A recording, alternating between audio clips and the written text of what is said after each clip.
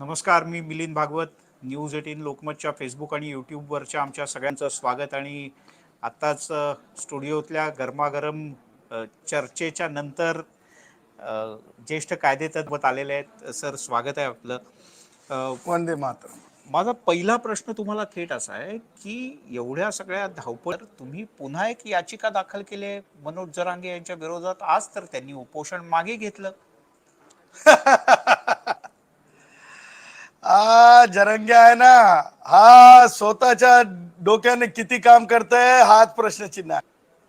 कसं असतंय, प्यादा असतंय ना, तो कुणीतरी चालवत असतंय, ते चालत असतंय. त्यामुळे याची कुठपर्यंत दौड आहे हे मला माहिती होतं. महाराष्ट्राला पॅनिक करण्याच्या भानगडीत जेव्हा याने पडला त्यावेळेस मला माननीय सर्वोच्च न्यायालयाचा कायदा आठवला. मला माहिती होतं की उपोषण कोणत्या सीमेपर्यंत राईट टू लाईफ आहे, राईट टू डाय नाही. खेळणं शरद पवारचं असू शकतंय, पण पॅनिक महाराष्ट्र होऊ शकत नाही हे माहित होतं. म्हणून काल रात्री उशिरा पोलीस अधीक्षक जालना असतील, पोलीस निरीक्षक संबंधित पोलीस अंतरवाली सराटीचे म्हणजे ACS होम असतील मुंबईच्या म्हणजे मंत्रालयातल्या, किंवा डायरेक्टर जनरल असेल, रात्री सकाळी 3-3:30 वाजता नोटीस टाकली. सकाळी 7:30 वाजेपर्यंत ड्राफ्ट संपवला. 9 नोटरी केला. 10 वाजता कोर्टात दाखल झाला. आणि जसंच जरंगेच्या जे संबंधित आहे त्यांच्या हातात पडला तसाच त्यांचे धाबे दणाणले. माझ्यामुळे नाही, कायद्यामुळे. आणि उद्या केस येण्याच्या भीतीने अगोदर तुम्ही जर माध्यमांना पाहिलं तर लगेच सांगितलं की नाही आता मला पुढं करता येणार नाही आणि शेपूट घालून. जी तुम्ही म्हणताय की तुमच्या ड्राफ्टमुळे किंवा तुमच्या केसमुळे हे झालं, त्यांनी असं म्हटलं की कोर्टानेच म्हटलं होतं जरांगेंना की तुम्ही आता उपोषण म्हणून. हो, म्हणजे कोर्टाने म्हटलं म्हणजे आम्ही जे आहे माननीय सर्वोच्च न्यायालयाच्या काही निवाड्यांचा उल्लेख आमच्याच केसमध्ये, मी ज्या केसचा म्हणजे ह्या याचिका करताय ते जुन्या केसमध्ये माझ्याच रेफरन्स दिलेला होता. तोच रेफरन्स तक्रारींमध्ये होता. दत्ताच्या आजी याचिका दाखल केली त्याच्यामध्ये होता. पण मग आता जर का त्यांनी उपोषण मागे घेतलंय तर याचिकेचं काय होणार? ती डिबार होणार का तुम्ही मागे घेताय उद्याला याचिका? ही जी माणसं प्यादे आहेत ना, ह्यामध्ये ना यांचं ढोंग मला माहिती आहे की लोकांना कसं व्याकुळ करायचं, कसा राजकारणासाठी एखाद्याच्या वापरायला घ्यायचं, हे सगळं मला माहिती आहे. दोन समाजात तेढ कशी निर्माण करायची, समाजाच्या व्यक्तीला नेत्याला कसं टार्गेट करायचं, हे सगळं मला माहिती आहे. आणि मला हेही माहिती आहे की विद्यार्थी असेल शाळेतला, विद्यार्थिनी असतील शाळेतल्या, ह्या विद्यार्थीनींना सुद्धा आपल्या चॅनल खोलेलं आहे की मागच्या 2 दिवसामध्ये कसं विद्यार्थिनीला, त्या विद्यार्थिनी आमच्या भगिनी, आमच्या ताई, आमच्या मुली कशा प्रकारे जिल्हा शाळेच्या असतील किंवा कोणत्या असतील त्यांना शाळेतून बोलावून, म्हणजे सगळ्या लेकरांना त्या बालगोपाळांना घेऊन आंदोलनस्थळी नेणं. आणि हे अत्यंत म्हणजे राईट टू एज्युकेशनच्या म्हणजे विरुद्ध आहे. हे दिसत नाही. राष्ट्रवादी काँग्रेसच्या वयोवृद्ध पुढारी शरद, मी आरक्षणाचं समर्थन करतो. राष्ट्रवादी काँग्रेसच्या शरद पवार मध्ये दम असेल ना तर त्यांनी लिहून द्यावं की हो ओबीसीतून आरक्षण द्यायला तयार आहे. अहो, हे दुधखुळे आहेत, हे खोटे आहेत, हे खोटारडे आहेत, लबाड आहेत. आणि हे लबाडाच्या नादी लागलेलं खुळखुळ आहे. पण मग सदावर्तेजी, तुमचा राग हा जरांगेंच्यावर नाहीये तर शरद पवारांवर आहे. तेच करते करवते आहेत उपोषणाचे. काय ते जरंगे, तुम्हाला सांगतो, नारंगी मोसंगी चपटी. काय नॉलेज स्वतःच आहे, स्वतःच उगत आहे, स्वतःचा अभ्यास आहे काही. शांत ऐकता. शरद पवार म्हणताय तू डोळे लाव, मी माणसं पाठवतो. मला सांगा, शरद पवारांनी कोणत्या लाईननी, कोणत्या अभ्यास, सायंटिफिक टेस्टच्या आधारे, कोणत्या कारणाने जरंगेच्या मराठा आरक्षणाच्या आंदोलनाला पाठिंबा दिला ते सांग. शरद पवार तर केंद्रात मंत्री राहिले, महाराष्ट्रात मंत्रालयांमध्ये मोठा काळ घालवला त्यांनी. त्यांना गोंडगवारींचा कधी हे वाटला नाही, कळवळा वाटला नाही. त्यांच्या हयातीमध्ये किती लोकांनी प्राणाची आहुती दिली. हे शरद पवार जे आहेत हे सगळं असं मॉड्यूल तयार करतात आणि मॉड्युलिंग करून जे आहे हे सगळं चालवलं जातंय. त्याच्यामुळे माझा अक्षर राष्ट्रवादी काँग्रेसचे वयोवृद्ध पुढारी शरद पवार खूप विद्वान आहेत म्हणून त्यांच्यावर नाही, मी त्यांना विद्वान मानतच नाही, परंतु ते ह्या जरंगेला चाललं काय वेगळं सांगण्याची गरज नाही, हा त्यांचा पार्ट आहे. तुम्ही तुमच्या याचिकेतनं अशी मागणी केली आहे का की जरांगेंनी पुढचं उपोषण, म्हणजे तुमची रणनीती काय नेमकी? बघा, लोकशाहीमध्ये प्रत्येकाला आपलं मत मांडण्याचा अधिकार आहे, त्याच्या बाबतीत डिस्प्यूट नाही. जसं आम्ही मानतो की पंडित नथुरामजी गोडसे यांचा जो विचार आहे अखंड भारताचा, तो आम्ही मर जाएंगे लेकिन हम नहीं छोडेंगे, तसं मत मांडण्याचा अधिकार आहे. परंतु ते मत मांडत असताना किंवा कुणीही समाजातल्या इतर घटकाला पॅनिक करणे, इतरांना कुठेतरी वापरणे, ह्या गोष्टी मी समर्थनीय समजत नाही. आणि म्हणून ज्या प्रकारे जरंगेची वाटचाल आहे ती लक्षात घेता जरंगेची मागणी मुळामध्ये असंविधानिक आहे. दोनदा सुप्रीम कोर्टाने नकारलेली आहे. एकदा माननीय मुंबई उच्च न्यायालयाने आठवड्यातले जे मराठा भाऊ आहेत ते त्या कोणत्याच अर्थाने कुणबी मराठा सुद्धा होऊ शकत नाहीत, ओबीसी होऊ शकत नाही, हे सगळं कोणत्या त्या निजामाच्या गॅजेटवर भारत चालत नाही रे भाई. मी परत सांगायला रे भाई जरंगे तुला, रे भाई तू शहाणपण आता तरी कान उघडून ऐका रे, तुम्हाला सांगायला रे. त्याच्यामध्ये दोन्ही माणसं आता आम्ही नेमलेत, दोन्हीचे नाव टाकले तक्रारीमध्ये. शरद पवारांनी काय रोल बजावलाय, त्याच्यानंतर आम्ही दुसरं नाव टाकले माजी खासदार भोसले साहेब कोल्हापूरच्या, त्यांनी काय रोल बजावला. अरे काय तुम्ही कोणता उपदेश द्यायला गेले होते, तू पाणी पिऊ नको, तुला मी म्हणत नाही. अरे ही कोणती भाषा आहे?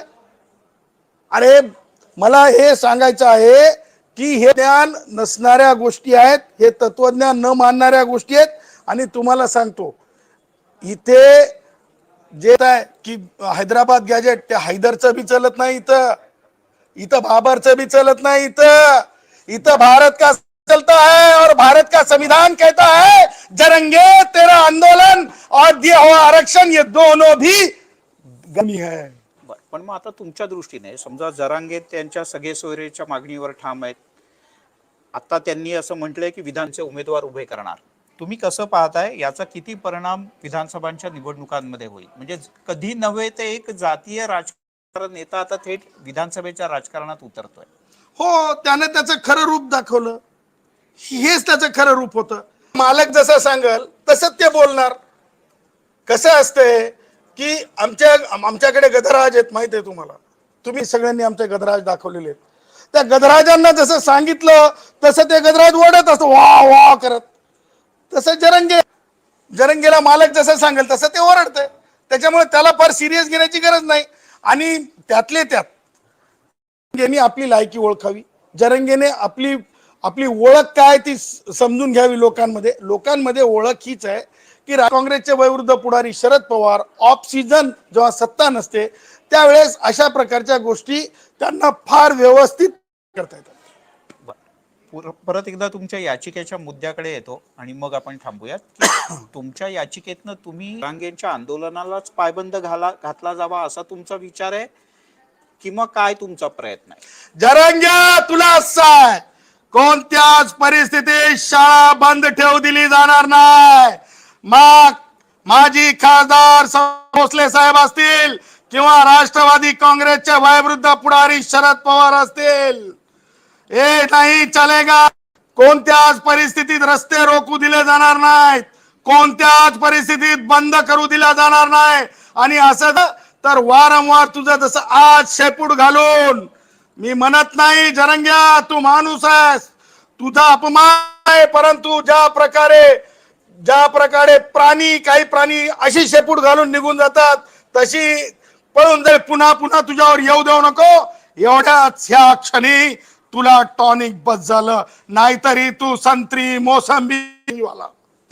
बरं, एक जाता जाता वेगळा प्रश्न विचारतो. तुम्ही कायदे तज्ञ आहात, तर जे परवाचं प्रकरण झालेलं आहे त्या याच्यात पोलीस आता आरोपीच्या पिंजऱ्यात आहेत. तुमचा आतापर्यंतचा अभ्यास काय सांगतो किंवा कायदा काय सांगतो? याच्यात जबाबदार कोण आहे? याच्यात खरंच पोलीस दोषी आहेत का? नाही, बघा,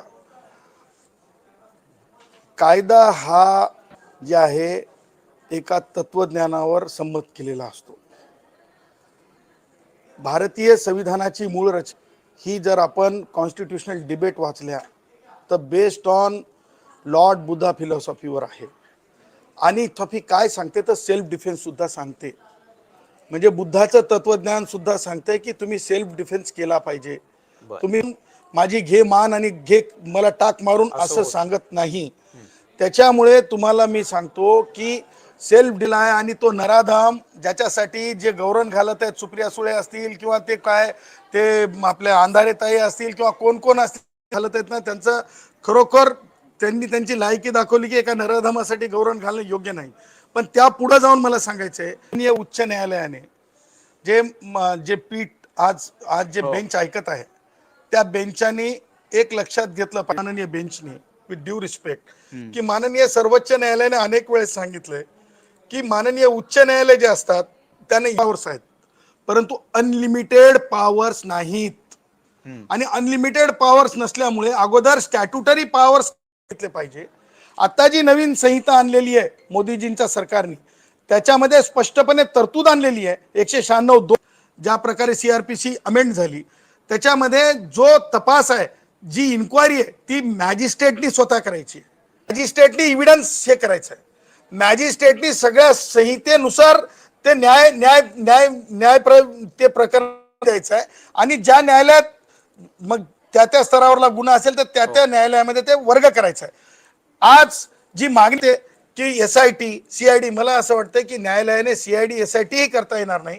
कारण माननीय न्यायमूर्ती ओक साहेब आणि माननीय न्यायमूर्ती सय्यद साहेबांच्या पीठाने एका प्रकरणामध्ये ह्याच कस्टडियल डेथच्या स्पष्टपणे सांगितलं होतं जी संहिता आहे ती संहिता फॉलो झाली पाहिजे. आता जर रेवती मोहिते डेरे असतील माननीय न्यायाधीश ज्या त्या फर्स्ट जज आहेत त्यांच्या बाबतीमध्ये जर सांगायचं झालं तर त्यांनी जर त्यांना असं वाटत असेल की स्टॅट्युटरी प्रोव्हिजनच्या पुढे जाऊन आणि जजमेंटच्या पुढे जाऊन करायचंय तर राज्य सरकारने सगळ्यात अगोदर फुल बेंच कॉन्स्टिट्यूट करण्यासाठी माननीय चीफ अर्ज करावा.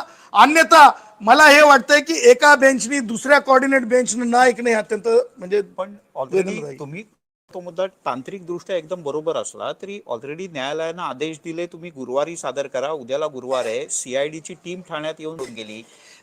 SIT आधीच स्थापन करण्यात आलेली आहे सरकारच्या वतीने.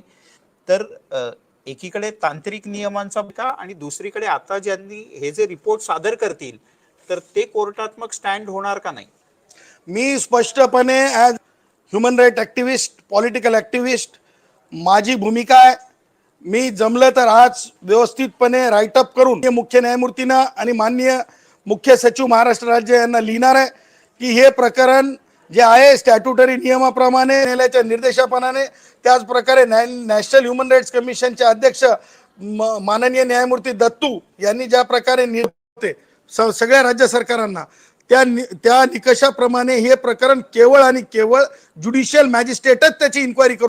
CIDनी कृपया ही बाब माननीय उच्च न्यायालयाला उद्या माननीय न्यायमूर्ती रेवती मोहिते डेरे दाखवावी. अन्यथा कायद्याची मोठी पायमल्ली होतीये. अन्यथा माननीय ज्या आधारे सर्वोच्च न्यायालयाने न्यायालय काम करतंय म्हणजे ज्याला आपण म्हणतो आर्टिकल 141 आणि 144 ऑफ द कॉन्स्टिट्यूशन त्याची पायमल्ली होतीये. आणि माननीय रेवती मोहिते डेरे यांनी सुद्धा या गोष्टीची दखल घ्यावी आपल्या माध्यमातून सुद्धा. कारण बरेच वेळेस न्यायालय म्हणजे तुमच्या माध्यमांच्या बातम्यांची सुद्धा दखल घेतात. त्यांनी दखल घ्यावी आणि जर त्यांना काही करायचं असेल तर फुल बेंच कडे ते. अन्यथा त्यांनी ह्या सगळ्या बाबी ज्युडिशियल मॅजिस्ट्रेटवर विश्वास ठेवावा. आताचे माननीय भारताचे मुख्य न्यायमूर्ती ज्युडिशरी सुद्धा म्हणू देत नाहीत. ते डिस्ट्रिक्ट ज्युडिशरी म्हणतात. माननीय न्यायमूर्ती रेवती मोहिते डेरे यांनी ते गोष्ट लक्षात घ्यावी. मी म्हणतो की भावनांपेक्षा कायदेशीर दृष्ट्या त्यांनी जास्त या प्रकरणात बघावं. त्याचबरोबर मला हे म्हणायचं आहे पवार राष्ट्रवादी काँग्रेसचे पुढारी असतील किंवा कोणी काय रिॲक्शन असतील याच्यावर या सगळ्या गोष्टी ज्या आहेत मला असं वाटतंय की न्यायालयाच्या बाहेर आहेत आणि ह्याच्यावर सुद्धा फार म्हणजे लागेबंदे असण्याचं कारण नाही. आणि मला असं वाटतं की ते दोन डिव्हिजन बेंचच्या ऐवजी फुल बेंचने हे प्रकरण ऐकावं. बरं, एक शेवटचा प्रश्न. मला अचानक तुमच्याशी बोलता बोलता आता एक आठवण झाली. तुम्ही ST मध्ये खूप मोठं आंदोलन उभं केलं. कर्मचाऱ्यांना त्या वेळेला काही फायदा झाला. आता सुद्धा सरकारनं काही मोठी भेट देऊ केलेली आहे. पण या सगळ्यात सरकारनं आणलेल्या एका योजनेच्यामुळे नुकसानीत असलेली ST फायद्यात आली जी महिलांची योजना आणली. आताच्या सगळ्या याच्याकडे आणि नवीन झालेली नियुक्ती एस टीच्या बद्दल थोडक्यात काय सांगाल? तुम्ही अजूनही एस टीत पद्धतीने मैदानात आहात का आता एस टी मध्ये तुम्ही ड्रायव्हिंग सीट सोडून बॅक सीटला बसलाय? नाही, लक्षात घ्या की आमचे कष्टकरी आमचा श्वास आणि आम्ही आमच्या दिलेल्या शब्दाला कधी सुद्धा आम्ही मागे जात नाही. जसं की पंडित नथुरामजी गोडसे यांच्या विचारासोबत होतो आहोत, शेवटपर्यंत राहू. तसंच कष्टकऱ्यांसोबतचं आमचं नातं आहे. तुम्ही जर शेवटची बैठक जी सन्माननीय मुख्यमंत्री एकनाथरावजी शिंदे आणि उपमुख्यमंत्री देवेंद्रजी यांच्यासोबत झाली, त्यावेळेस जर मी तुम्हाला त्या बैठकीचा ऑडिओ पाठवतो, त्यावेळेस स्पष्टपणे सांगितलं की 7वा वेतन तुम्हाला दूर जाता येणार नाही. लाडकी बहिणीसाठी तुम्ही उपाययोजना केली. आज जरी सरकारकडे पैसा नसेल तर जेवढ्या लवकर बहिणीमधून तरतुदीतून मुक्त व्हाल किंवा लाडके बहिणीच्या तरतुदीची परिपूर्तता झाल्यानंतर आम्हाला 7वा वेतन आयोग द्यावा. त्यावर मुख्यमंत्री असतील, उपमुख्यमंत्री असतील, त्यांनी त्या बाबीला नोटिंग केलेलं आहे. हे आता ऑन द ऑफिशियल रेकॉर्ड आहे. त्यामुळे सांगायचं तात्पर्य, कष्टकऱ्यांपासून आम्ही दूर जाणार नाही. ते आमचा जीवनाचा श्वास आहेत, आम्ही तुम्हाला सांगितलं. त्यामुळे डंके की त्यांच्या होतंय काय माहिती आहे का, सरकार बरेच वेळेस खूप चांगलं काम करतात. आता काय होतं की जुन्या नव्या पद्धतीने काय होतं की जुन्या सरकारमधले संबंधित काही लोक असतात, जसं गिरीश देशमुख नावासारखा एक अधिकारी आहे. आता कसं राहते की तिथं आम्ही काही जात वगैरे पाहत नाही. कोणातरी डोक्यात असते ते गिरीश देशमुख सारख्या लोकांच्या की मराठा वगैरे वगैरे हे ते. आता ते काहीतरी म्हणजे योग्य वेळी तुम्हाला सांगतो, अगोदर 7वा वेतन आयोग भेटला असता, परंतु हा गिरीश देशमुख नावाच्या अधिकाऱ्यांनी ते पाठपुरावा केला, कारण तो फायनान्सला होता, तो डेप्युटेशनवर आला होता. तर आज तुम्हाला सांगतो, पहिला जो दसरा मेळावा झाला तेव्हा मी डंके की चोट पे सर सांगतो, मी मलाच नाही तर आपण सन्मान मंत्री सामंत साहेबांना विचारा. तुम्ही कधी तुमच्या न्यूज 18ला जेव्हा तुम्ही बोलवाल तेव्हा सदावर्त्यांची मदत पोचलेली होती. 7वा वेतन आयोग देण्यापर्यंत झाली होती, पण काही तांत्रिक गोष्टी राहिलेल्या होत्या. पण होतंय काय की पाठपुरावा ही माणसं करू देत नाहीत. तसंच आज माझ्या बँकेला पैसा म्हणजे मागेल तेवढं कर्ज आहे, सगळ्यात जास्त आम्ही ठेव देतो, परंतु हेच अधिकारी तिकडून ज्यावेळेस आमच्या कष्टकऱ्यांचे 2 महिने एक महिना पैसा द्यायचा नाही, त्याच्यामुळे माझ्या कष्टकऱ्यांना त्रास होतो. सरकारचं धोरण खूप चांगलं आहे, परंतु उद्धव ठाकरे किंवा जुन्या लागेबंद्याचे अधिकारी असतात ना, ते कुठंतरी रुकावट. आता तुम्हाला सांगतो, आपण एसटीतले हे पाहिलेले आहेत, म्हणजे कॉन्क्रिटीकरण. आता तुम्हाला सांगतो, माननीय मुख्यमंत्री एकनाथरावजी शिंदे साहेबांनी 500 कोटी रुपये देऊन आज 4 महिने होऊन गेलेत. आपण विचारू शकता टीसी मार्फत ते काम होणार होतं उदय सामंतजींना, परंतु माझ्या माहितीप्रमाणे आजपर्यंत प्रशासकीय मान्यता आणि मंत्रालयामध्ये ती म्हणजे त्याच्यामुळे त्याला पूर्तता झाली नाही. मला सांगा, आज माझा कष्टकरी, माझा ड्रायव्हर साहेब, माझा मी ड्रायव्हर म्हणत नाही, ड्रायव्हर साहेब, कंडक्टर धडल धडल धडल, सामान्य प्रवासी त्याच्या धडल धडल. सांगायचं, अधिकाऱ्यांनी थोडं थाऱ्यावर आलं पाहिजे, थोडं डोकं ठीक पाहिजे. आणि देशमुखासारख्या अधिकाऱ्यांना तर फार लोक, आता आम्हाला अध्यक्षही खूप चांगले भेटलेले आहेत, आणि त्या अध्यक्षांना काळ जरी कमी असला, गोगावले खूप चांगलं काम करतील अशी माझी भावना. पाहूयात उद्याला. म्हणजे सगळ्याच प्रश्नांना उत्तर दिली. खरं तर आमचा आधी सुरुवातीला विषय झाला होता तो सदावर्ते सरांच्या बरोबर फक्त त्यांची जी रांगे यांच्याबद्दलची तेवढाच विषय झाला होता, पण बाकी दोन्ही प्रश्नांवर त्यांनी त्यांच्या नेहमीच्या स्वभावाप्रमाणे हातचं न राखता उत्तर दिलेलं आहे. त्यात उद्याला कोर्टात जरांगेंच्या याचिकेसंदर्भात काय होतं ते तुम्ही वेळ दिलात न्यूज 18 लोकमतला, आणि तुमच्या बिनधास्त स्वभावानुसार तुम्ही सगळ्या प्रश्न दिलीत, त्याबद्दल खूप खूप धन्यवाद. जय श्रीराम, जय श्रीराम, जय श्रीराम. तेव्हा मंडळी, या न्यूज 18 लोकमतच्या ट्यूब लाईव्ह मध्ये इथेच थांबूयात. तुम्हाला हा शो कसा वाटला आम्हाला जरूर कळवा. तुमच्या प्रतिक्रियांची आम्हाला खूप खूप धन्यवाद.